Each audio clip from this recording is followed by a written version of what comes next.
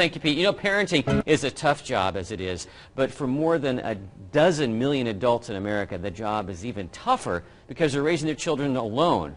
Our guest today knows from experience. April Gabrielle is the author of The Myth of the Broken Home. She's also a proud single mother of 2, and she says it is possible to raise up above the economic and social challenges facing single-parent homes.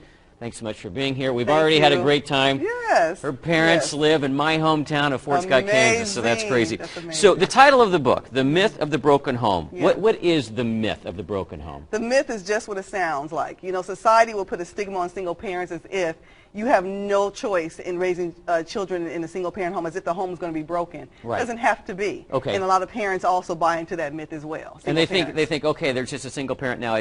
We're broken. I can't even really try. Exactly. But you're going to get them in the mindset of realizing, you know what, you can make it happen. Exactly. Empower them to know that they can make it happen, especially single moms raising boys today, because Okay. they also buy into the myth that they can't raise a male child. But it just takes a lot of effort, you know, on their part. It's a process. So give me your background real quick so we kind of know where you're coming from when you wrote this book. So I have a master's in education, also a master's in human behavior. Right, I have 2 children, 23-year-old who's a cellular molecular biology major, a daughter who's an honor student as well. Wow. Went through 2 marriages, divorced. Out of 2 marriages, my last marriage, I was a victim of domestic violence. So that was a process in of itself. And a lot of what I speak about in the book as well is about healing, the healing process for you and the children.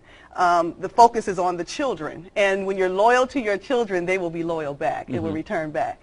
So part of me writing the book was to empower other single parents, because I think that, I know I'm a rather strong personality.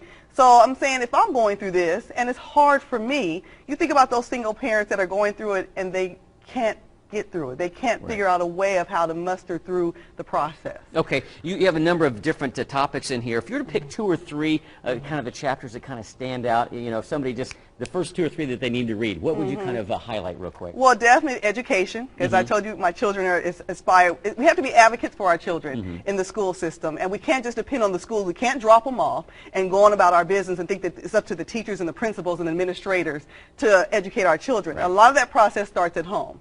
So if your children are acting up at school, they're acting up at home. That needs to stop. Secondly, I think the non-custodial others. What's that mean? Non-custodial others are those parents who may not have more than 50% of the time share with the children. So what happens there in the process, many times when we're going through a divorce, right, you'll find one parent badgering the other parent or speaking ill of the other parent. And that needs to stop, because as I was going through domestic violence, I had many opportunities, of course, to badger the other parent. But one thing I knew was that, first of all, that's my daughter's father, and that is her relationship with him.